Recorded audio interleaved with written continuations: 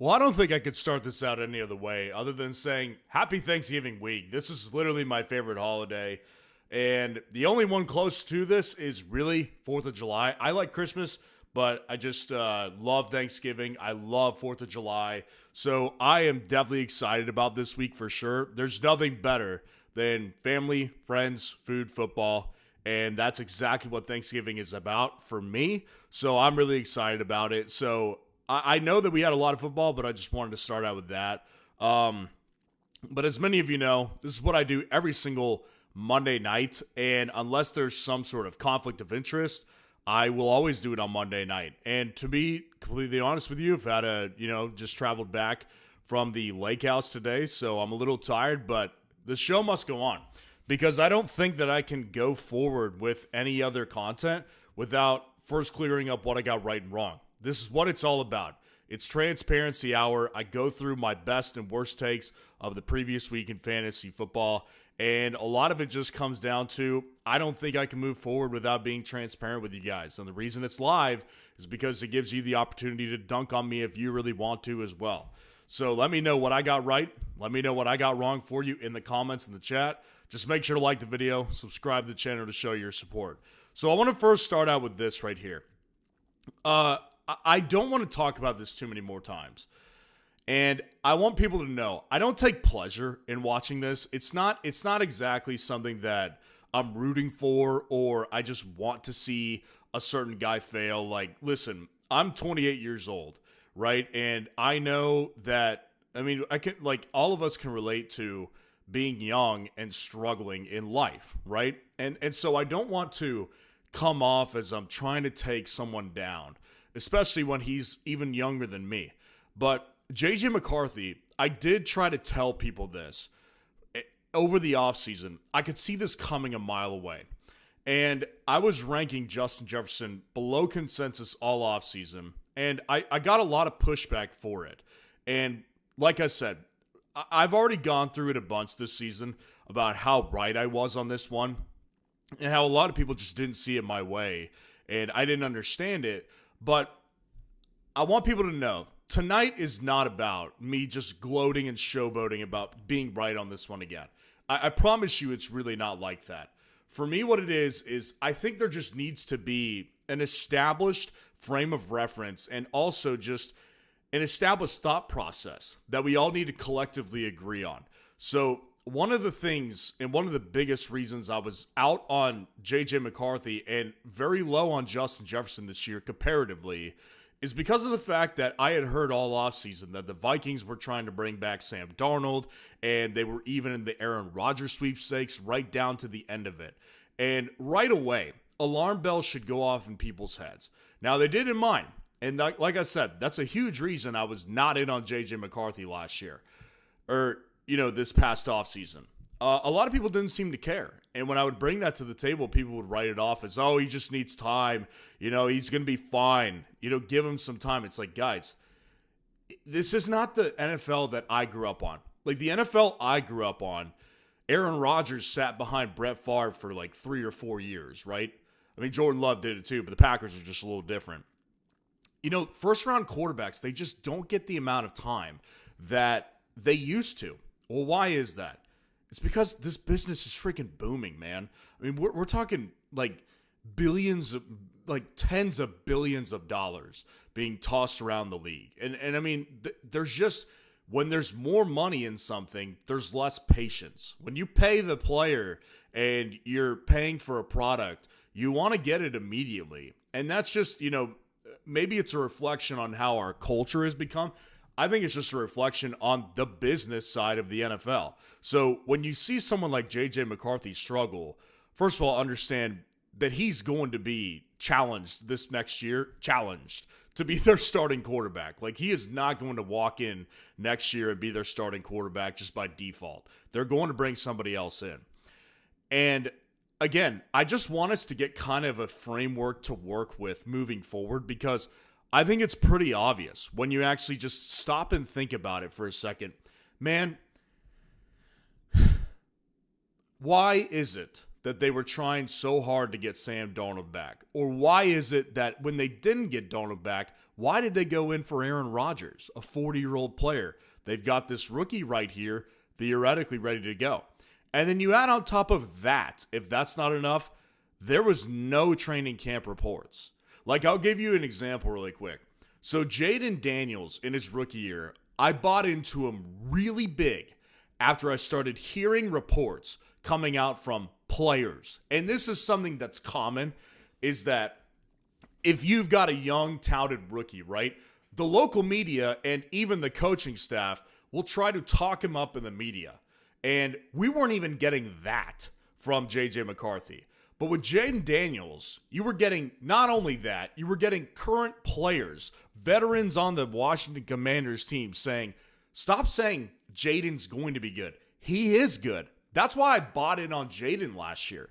Same thing with Emeka Egbuka this year. Emeka Egbuka was a guy that was just, I mean, he, like, from every veteran was like, dude, this guy is ready. Like, this guy doesn't need time to grow. He's ready. He's there.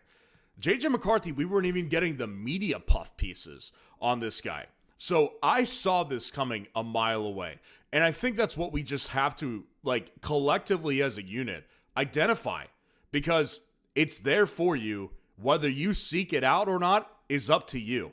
But I'm trying to give you the evidence here that this was never going to work. And when you see him on a podcast this past week saying, yeah, I mean, they're kind of like rewiring my entire brain right now. He said that. That wasn't me. He said that. He said they're basically going through an entire process of rewiring my brain, and they're rewiring my mechanics and how I hold the ball and what my release looks like. You know what? You know when that works? When you can do it when you're like Aaron Rodgers. Aaron Rodgers went through the same thing. Like, for people who weren't paying attention back then, Aaron Rodgers spent years behind Brett Favre just rewiring his mechanics. That's all he was doing for years. Like, he had this weird, like, when he came out of college, out of Cal, he held the ball up like so far up into his helmet, and they had to rewire that for years with him. And it worked because he got years. J.J. McCarthy doesn't have that same amount of time. He's needed right now, and it's just not going to work. When you're rewiring a quarterback's brain and they're the starter, that's a recipe for disaster. So Justin Jefferson is a complete catastrophe from a fantasy perspective just because of the quarterback. And it also goes to show this right here. And again, don't take this as me trying to, like, this is not me rooting for a player's demise. I'm not. I promise you I'm not. But what I'm trying to tell you is that even the best wide receivers, they need quarterbacks, man. They need quarterbacks. You cannot succeed as a wide receiver when your quarterback situation is not only bad, a complete catastrophe, a complete and utter disaster. It just doesn't work. So I just feel like I feel bad talking about this, and I don't want to talk about it too many more times because I beat it into y'all's brains. I got this right very early on, and there's two reasons I want to go through it more. Number one is because there was a lot of people trying to bully me out of that ranking that I had with Justin Jefferson, which, by the way, was actually too high. Like, I was giving JJ too much credit for what he was about to go through this year. And number two, I just want us all to get on the same page. This is stuff that you can spot before it comes. If you're paying attention, whether you seek it out or not is up to you. But when you come to my channel, expect that moving forward because I got it right this time. And I know the factors now. This happened. I saw the same thing with Trey Lance. Trey Lance was the guy I liked. And actually, after J.J. McCarthy got drafted to the Vikings, I liked him. But this was a player at Michigan who was not a leader. Like, he was a leader, I guess, mentally, and a leader of the team. But he was not handling, 25 to 30 passes a game in Michigan. Why would you expect him to go to Kevin O'Connell, who's a pass-heavy coordinator, and go throw 30 times a game when he didn't even do it in college? Like, that doesn't make any sense. So there's identifiable factors here. I'm going to leave it at that because I think we can identify them moving forward. Here's something I got really wrong. And again, like, this is not a what I got right segment. Like, this is also me coming on here to admit that I'm wrong about one team in particular this week, which I was very, very off of. And I said all week, I am fading Giants players because the last thing you want to do is play a Detroit Lions team who are coming off of a really bad loss. Historically, under Dan Campbell, that has not been a good recipe for success for the opposing team the following week. And one of the other things I said was that the Lions defense was the strength of their team. I said the Lions defense is actually becoming the strength of their team because their offense is so inconsistent. Obviously, they've got talent on the offensive side of the ball, probably more so than the defense. But up to that point, the defense had been playing lights out football. And they came in, and I mean, they should have lost that game. I mean, they should have lost to the Giants. And listen, their defense is a different discussion that maybe we should have at some point. I do think the Lions defense is better than what we just saw, especially when everyone's healthy. But I one of the things that for some reason just kind of didn't compute with me last week was Jameis Winston. There's just something about this guy, and it's wicked fun to watch. I mean, if you did not see, I came home tonight and I asked my wife, I was like, did you see that play that Jameis made? I mean, he literally how do you come back to the room as a defensive back when Jameis Winston not only catches the ball, right? He jumped in front of the defender to catch the ball like a wide receiver does and then broke the tackle like a wide receiver does to score. That was so awesome. I was telling my wife, I was like, you got to watch that. So if you have not watched it, do yourself a favor tonight. It's Thanksgiving week. Go enjoy that because it was awesome. But Jameis Winston, man, there's something magical about him. There really is. I cannot explain it. The guy is hilarious, obviously. He is just a character. I mean, he is a true character, and his teammates really get behind the guy. And Jameis does have talent. He was a first overall pick, and he does have a good arm. I was saying all week, though, leading into the week, that I'm fading all Giants players. And I got a lot of questions about Wan'Dale Robinson over the past week. And I was saying, he's obviously not the worst option, but if I have Ricky Pearsall, if I have someone like Christian Watson, I'm going to play them over Wan'Dale because I don't think Wan'Dale will do that good this week.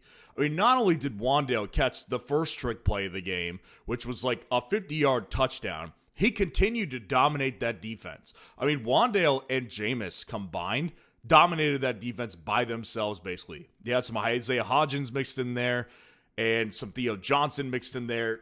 But that was primarily Wan'Dale and Jameis. And you know what? Jameis is the quarterback one on the week. This is what I'm saying. I still believe in the fundamental philosophy that the Lions off of a bad loss is not a fun out. But Jameis Winston is just one of those players that when he plays, the team rallies with him, and Jameis is a fun player. He is so electric, and he can put points on the board because he's a cowboy, man. He doesn't care about risk, which is something I love about Jameis because he's not afraid and he will not play it safe. He will launch the ball into harm's way, good or bad. And I like that. Props to them. Props to Jameis. Props to Wan'Dale Robinson. They were both excellent plays. And yeah, I mean, that was a horrible call for me personally. So here's something I got right. So I think that, kind of to piggyback off of the Vikings diatribe I just went over with J.J. McCarthy and the disaster that is. The Vikings tried to, like I said earlier, re-sign Sam Darnold. And they knew full well what they would be getting themselves into. So the Vikings didn't offer him another deal like they gave him to come to Minnesota in the first place. Do you remember the deal they gave him? It was 2 years, $12 million or something like that. I mean, low, kind of what the Colts just did with Daniel Jones, right? They knew that they weren't getting Sam Darnold back on that. So Sam Darnold goes to Seattle, signs 3 years, $100 million or something like that. I mean, still a relatively affordable deal for a quarterback in today's NFL. And a lot of people just kind of thought that, you know what? This doesn't feel like it's going to be the same. He's losing Kevin O'Connell. He's losing Justin Jefferson. He's going to come back down to earth. And I'll be honest, I had doubts about Darnold heading into the year. I had doubts about him. But at the end of the day, I was big on him because, or not big on him. I believed in him because he had Clint Kubiak as an offensive coordinator, who I think is a coordinator on the rise. Jackson Smith-Njigba, who I'll talk about here more in a minute. And so I just kind of believed that it was going to work itself out. Maybe not to the degree that it worked out in Minnesota, but it really has largely worked for Sam Darnold. And Jackson Smith-Njigba, holy shoot. I mean, the guy, he's literally on pace to break an all-time record. I mean, Jackson Smith-Njigba is phenomenal. And this week I said Sam Darnold's going to have a massive bounce-back week against the Titans. That was pretty easy to see a mile away, and he did. And I pretty much nailed his ranking. But I want to go deeper into it because, again, I think that for some weird reason, and this brings me back to this whole Vikings thing, guys, it is not, like, as much as people want to believe, the NFL is not built off of wide receivers first. Like, Justin Jefferson is not going to automatically make a quarterback good. This is what we're seeing this year. He has not been able to make J.J. McCarthy any good, right? So if it wasn't clear before the season, it should be 100% clear to you now. This league is built off quarterback play. And as a result of quarterback play, that will determine how good a wide receiver is. Jackson Smith-Njigba is every bit as good as Justin Jefferson. And I remember I said this like probably 2 months ago, and it was met with pushback. Kind of wanting to gauge on that one right now. Jackson Smith-Njigba is in the territory of Justin Jefferson. Let it sink in for a moment. The guy is about to break an all-time record. He's about to get 2,000 receiving yards if he keeps the pace and he continues to stay healthy. Knock on wood. Jackson Smith-Njigba is incredible. But you know what? None of it would be possible without Sam Darnold. None of it would be possible. If this guy had J.J. McCarthy, he'd be experiencing the exact same thing that Justin Jefferson is experiencing. And you know what? Justin Jefferson with Sam Darnold was very good. Like, this is a quarterback league. And I know the majority of people watching me understand, like, I understand the majority of people that are coming into this situation and being like, okay, Justin Jefferson obviously isn't good because JJ isn't good this year. And I'm saying, I know that the majority of people understand that, but this kind of just goes back to my rankings this offseason. I had Jackson Smith-Njigba well above consensus, and I had Justin Jefferson below consensus this offseason in my rankings. And I was given tons of crap for it. Guys, it's a quarterback league. It's got nothing to do with how good a wide receiver is. You know who struggled without quarterbacks for years? Larry Fitzgerald, Hall of Fame player. DeAndre Hopkins had some down years with some bad quarterbacks. It happens to all of them. Because if you don't have a quarterback, you can't get the ball. You're at a dependent position. 100% dependent. So, yeah, I mean, Sam Darnold looks great. And I definitely saw that bounce back coming back for him this week. Now, here's something I also got wrong. And, you know, this one's funny because I said it a lot heading into the year. You know, like, just, you can spot this pretty easily, like in any other instance, right? In life, like, you know people, and like even if you just look in the mirror at yourself, like you can spot a lot of like trends that have like continued over your life for years and years. It's just something you're wired to do, or a way that your brain just kind of defaults when it's under pressure. Certain circumstances like that, you kind of find out who you are.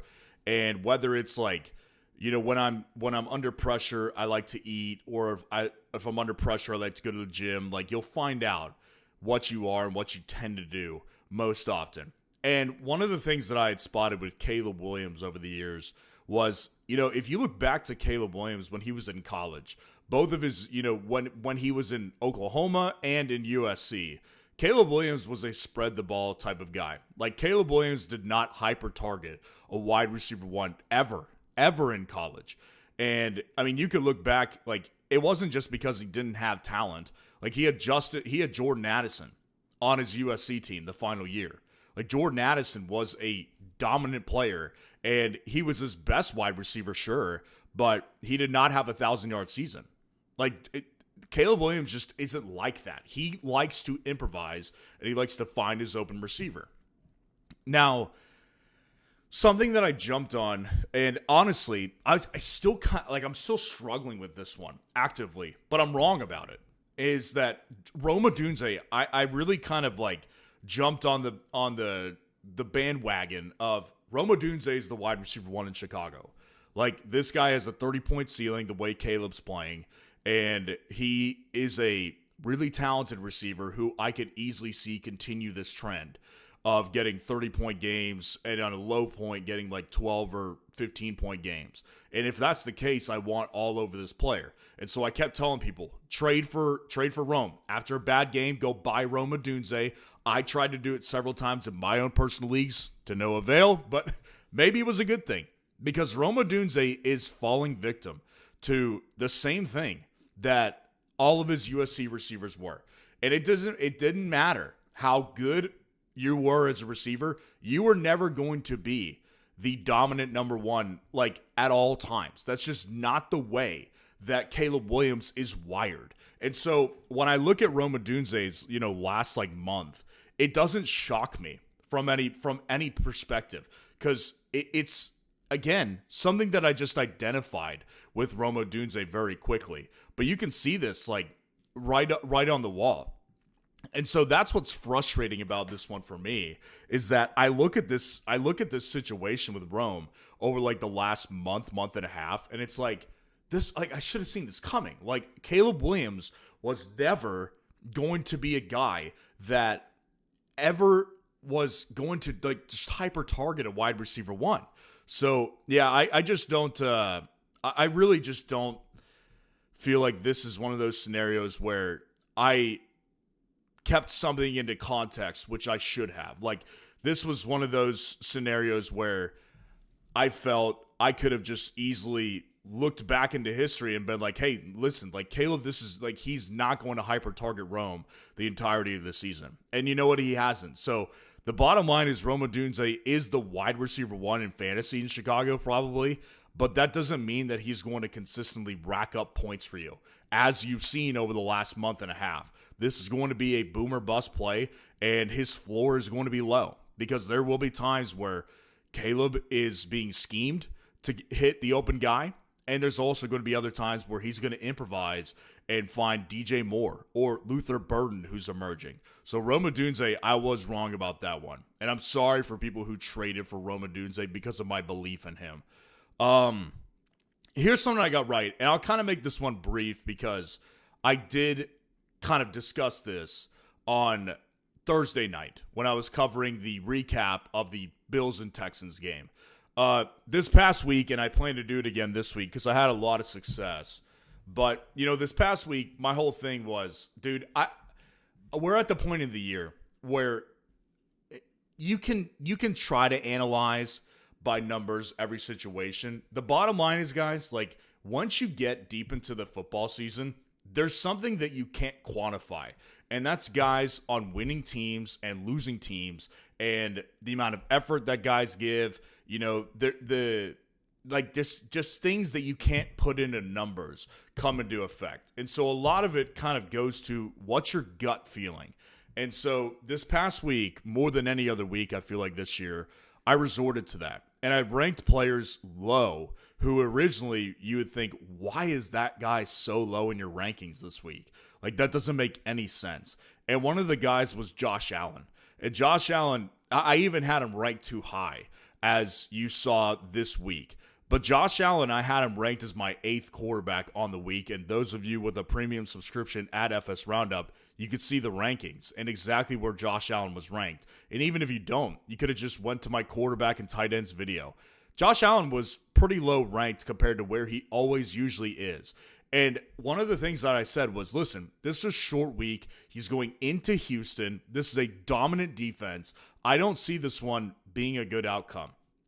And so luckily I had some people on before that Thursday night game live stream who were asking me, Josh Allen or Brock Purdy, Josh Allen or Matt Stafford. And I was saying, go with Matt Stafford, man. Like, go with Brock Purdy. And Brock Purdy, I'm not sure what his final stat line was tonight, but with 3 picks, like, probably not great. from a fantasy perspective, but Josh Allen was bad.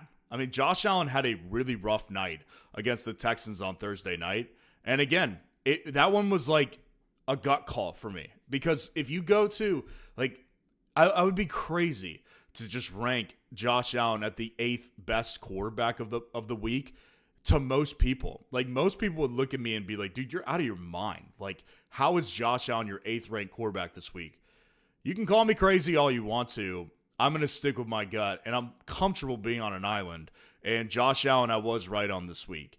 And then we'll end on this.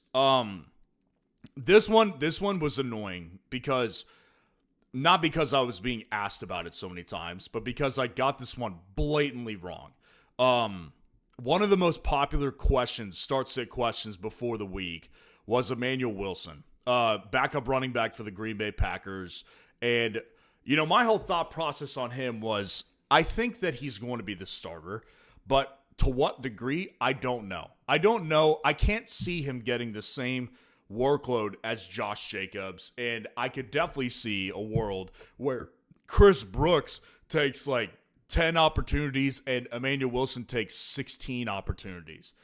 I didn't have as much faith in Emmanuel Wilson as like my 4th tier of running backs. Guys like Travis Etienne, DeAndre Swift, Breece Hall, those types of guys. I just was not on the same page.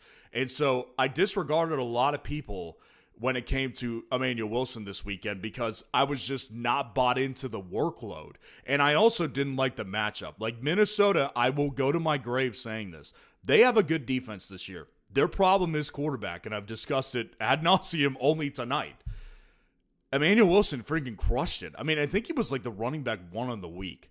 Actually, when you factor in McCaffrey, maybe he wasn't. I do know that he had 2 touchdowns and he carried the ball 26 times. So basically, on every front, I was dead wrong on this one. Emmanuel Wilson dominated the work. I was wrong on that. Emmanuel Wilson, 2 touchdowns. Didn't matter what the matchup was. I was wrong about the matchup. So I'm very sorry for those who benched Emmanuel Wilson because of my advice. And this is just what I'm saying again.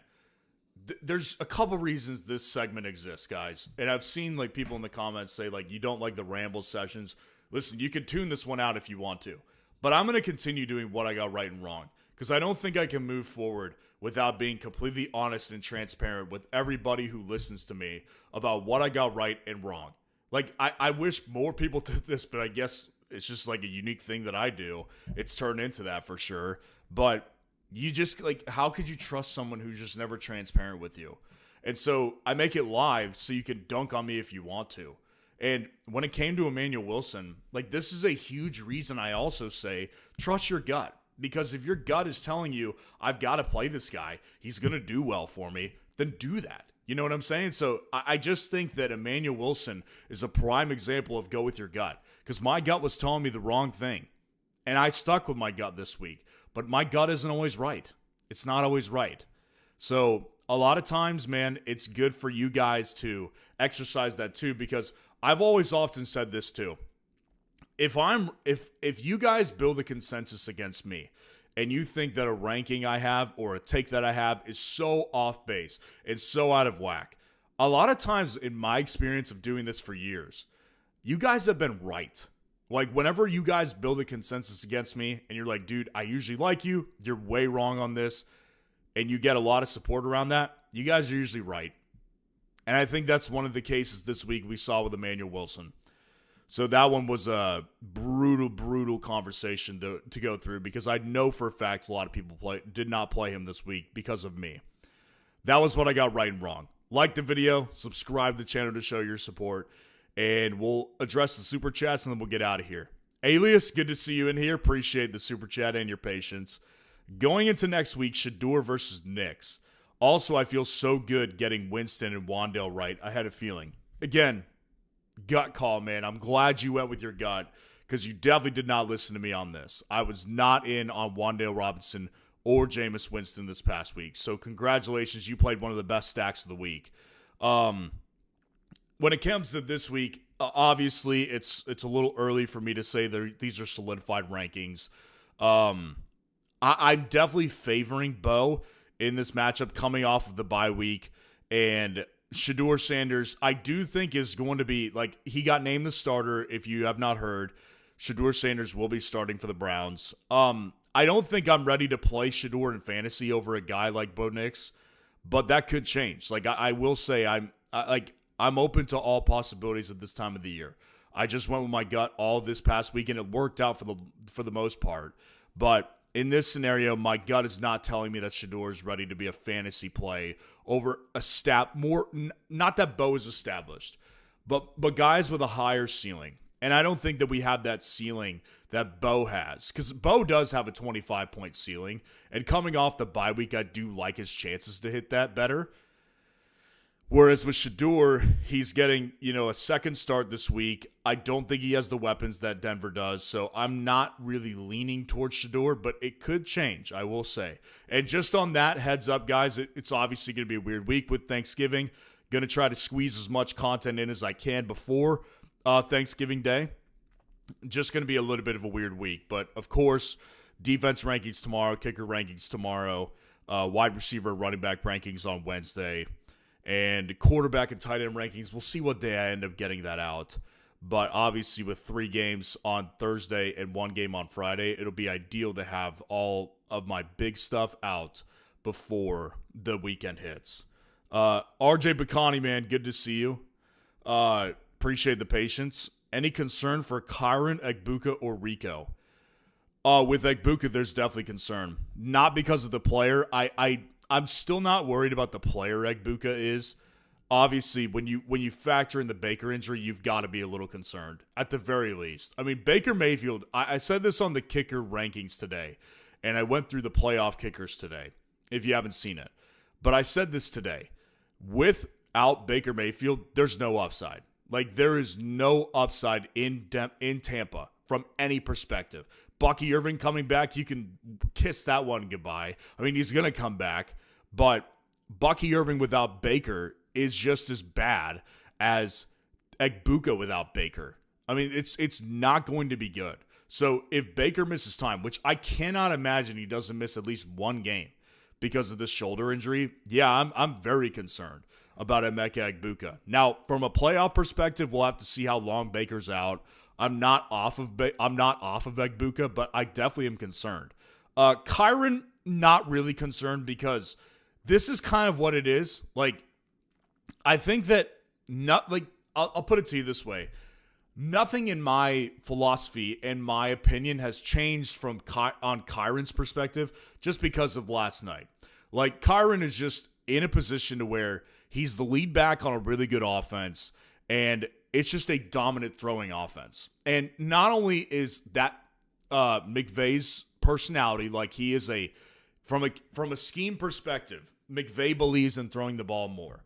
And also from a team perspective, Kyron is on a team that is just better when they pass the ball more. So Kyron will have games like that last night. But there's going to be more games where Kyron gets 20 than there is going to be games where Kyron gets 5. Like, that's just, I'm not concerned about Kyron from a long-term perspective. Nothing about last night changed my outlook.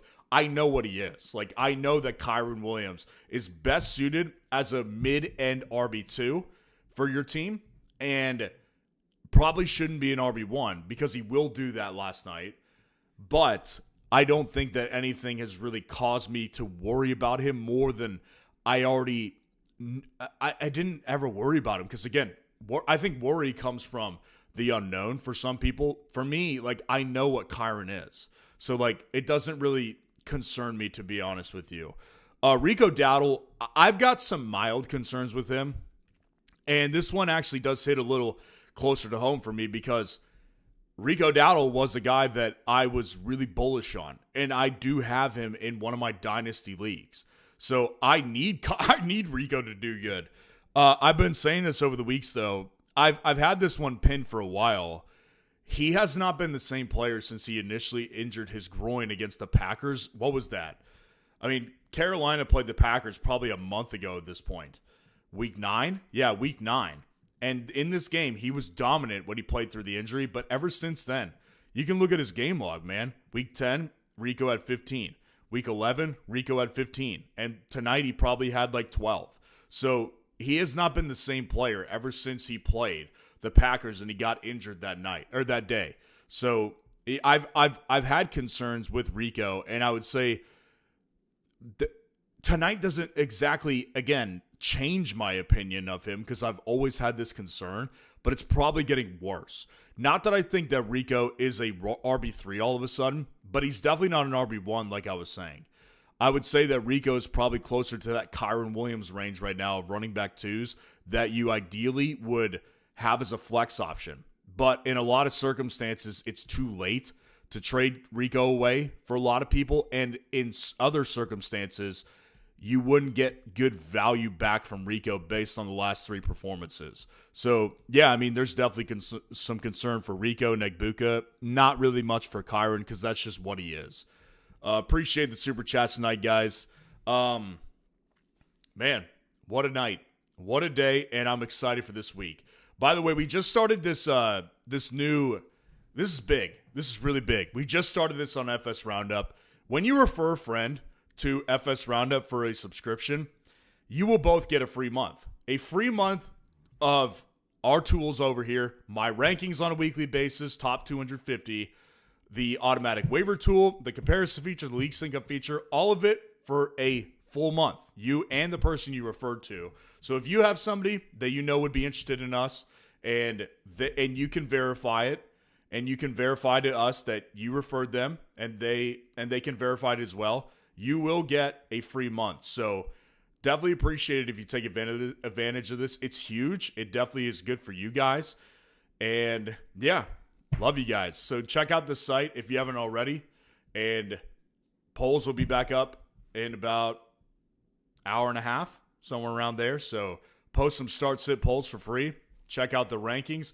Get a team breakdown from me if you want, and we can go through personalized advice on a live stream. Either way, guys, love you, and I'll see you on tomorrow's videos. Peace out.